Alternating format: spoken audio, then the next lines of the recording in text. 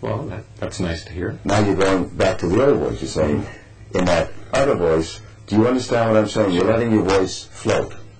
And I'm going to ask the audience, ladies and gentlemen, do you let your voice float? Do you let it float up there? And then when you talk this way, you feel you're overbearing, aggressive, assertive, and it's not you. If I were to say I'm Patrick Stewart, and I'm not Patrick Stewart, playing Captain Picard, do you feel that he seems or feels to be overbearing or aggressive? People love the voice. They love Roger Moore playing 007. The women go gaga. They have excellent voices. But you do too. What I'm saying is, we all, ladies and gentlemen, and that's the premise of what I do, we all basically have star quality voice. We never take a single lesson on the speaking voice. We don't realize that it's there. We think it's very difficult to get that kind of voice, and I'm saying it's not mechanically. It's very easy to do with somebody competently directing you. The other factor that prevents you from changing is your voice image. The voice image is your concept of the sound itself. So Jim is talking to me pretty close, and he feels that he's loud, overbearing, in that sense that he's got too much volume. Do I have too much volume when I'm talking to you? I don't think so. So I don't think so? I don't think so. Right. But when you said it the second way, the way I wanted it, with a little more energy, you felt, could I be saying that you are a little too loud? Well, I'm trying to follow your directions. Right. Well, you feel that you are too loud, though. I just want your feeling, your opinion. I say you're not, but I want to know what you think. I'm willing to accept your assessment, so maybe I'm not too loud. Yeah, but you're accepting my assessment, but your internal assessment, honesty. I guess I'm not sure. You're not sure, right. And that's what people do. They waver. They're not sure. So the way you change for the better, and this is what I want you to know, is when you get direction as to what I'm doing, you go out and you do it, and you try it out on people. It's like driving a car. How do you know if you're too fast or too slow? How do you know if you're doing it right or wrong? You have to practice. Are you willing to go out and practice this voice? Yes, I am. Are you going to look at people and see if they're strangely looking at you when you use that voice? It may be involuntary. Right. Do you look at me strangely when I talk to you this way? No. You accept it? I accept it. If I talked to you and said, "Hi, Jim, my name is Morty Cooper. I'm here with Jim, ladies and gentlemen," and then you told me to talk this way, and I said, "But I feel very loud." Am I loud? No, you're not loud. But if I compare it from that sound to this sound, right, the second sound is much more pleasing. Do you believe we live in a sound world where sound is important? Very important. You wear your glasses on the bridge of your nose, right? Yes. 200 years ago, Ben Franklin came along and told us to wear the glasses on the bridge of our nose. Before then, it was a monocle. Ladies and gentlemen, just a monocle for the rich and famous. Now we know, put your glasses on the bridge of your nose. It's commonplace. Why can't we put our voices in the mask around the lips and nose where all good and great voices come from? The same way Ben Franklin told you to put your glasses on the bridge of your nose. It's that simple. It must take practice. It takes practice. But once you learn how to drive the car, can you drive the car? Yes, I can. How long does it take you to learn to drive the car? It took me several weeks. Okay. I'm asking you to go out, be Jim, trying this voice out. Okay. And say, "Hi, I'm Jim." Let me hear you introduce yourself. You just met me and say, "Hi, I'm Jim." "Hi, I'm Mort Cooper." Now, how did you say it before? "Hi, I'm Jim." Yeah. Do you feel the difference? Yes, I do. Say, "Yes, I do," a little lower. Yes, I do. The new voice, Jim, sounds phony to you. It feels artificial. It's different. And correct me if I'm wrong. It's not you. It's one of many facets of me, obviously. Obviously, it's there. I couldn't put it into you if it's not there. Right? Right.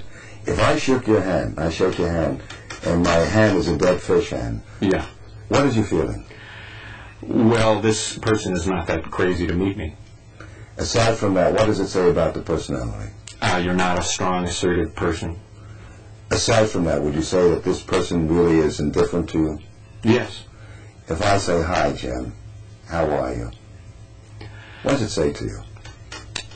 That you're not, that your words are not actually what you feel. Yeah. Now, there are various connotations we get from a voice.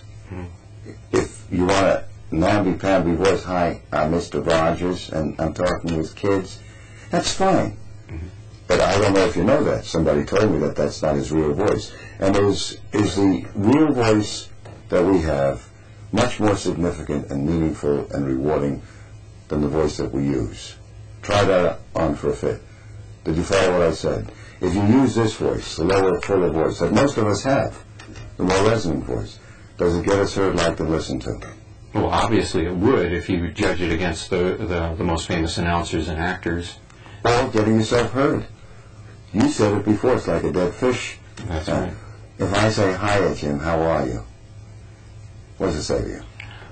Well, it's not exactly unpleasing. It's like a comedian's voice or a cartoon voice. Do you want a cartoon voice? I personally would not. Say, I personally would not. Say in that lower voice. I personally would not want a cartoon voice. Ladies and gentlemen, this is a book, and I know that you may feel it's kind of, when I say this is a book, a lot of people don't read. This is a self-help book on Change Your Voice, Change Your Life by me, Mort Cooper. I used to talk like this, and I have another book called Winning with Your Voice, 5 minutes a day to a better, more effective voice. It's in the library as well. If you want a better, more effective voice, think about the fact that it's there for you. It's not an involved, convoluted process to get a better, more effective voice. In my opinion, you can get it, but then you have to work on it. And the key to all of this is placing your voice up in the mask. Doing Oprah some weeks back, as I told you, Steve was on the program. 15 million people are listening, and Steve said, I don't know why people think I'm gay. Jim, what does his voice say? Whether he's gay or not, it doesn't make a difference. But what does the voice say? It says that he's not a serious, assertive person. Of course, I wasn't there. I'm going. But that's what I'm doing. Yeah. And people on the show were doing that, and they had a whining voice.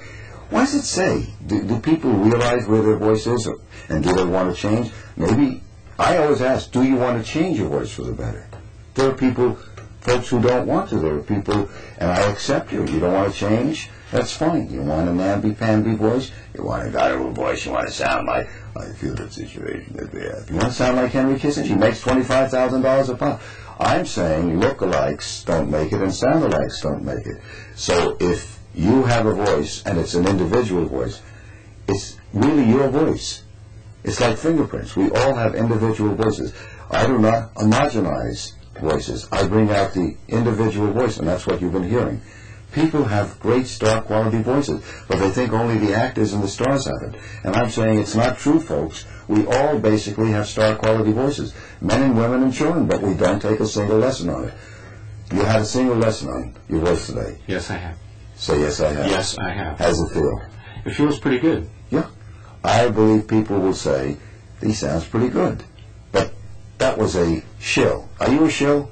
No. You're not a shill. I've never seen you before. You never seen. So we change voices for the better. 1, 2, 3. And are you going to go out and practice on this new voice? Yes, I will. What's your first name? Jim. Say, my name is Jim. My name is Jim. Say it in the old voice. My name is Jim. Do you feel the difference? Yes. Yes, I do. I say voices are important. They represent you. Quite often, folks, we misrepresent ourselves by the way we use our voice. You have a choice. You can use your real effective star quality voice that's there, or you can just let it be and bypass it. It's up to you. But think of this. It's myth that you cannot change for the better. It's a misconception that it takes a long period of time to get a better, more effective voice. You're listening to people in studio I've never met before changing their voice, as I do for the Learning Annex at UCLA, and as well as being a former professor there, clinical assistant professor at UCLA Medical Center. Having been the director of the Voice and Speech Clinic, I served on the staff and faculty for 10 years, and the director of adult studies at Stanford University some years ago. You can change for the better. I'm Mort Cooper. Change your voice, change your life. Thank you.